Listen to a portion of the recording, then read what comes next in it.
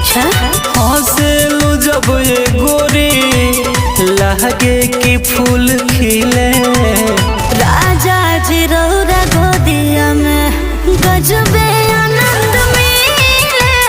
राजा जी रौरा गोदिया में गजबे आनंद मिले। राजा जी रौरा गोदिया में।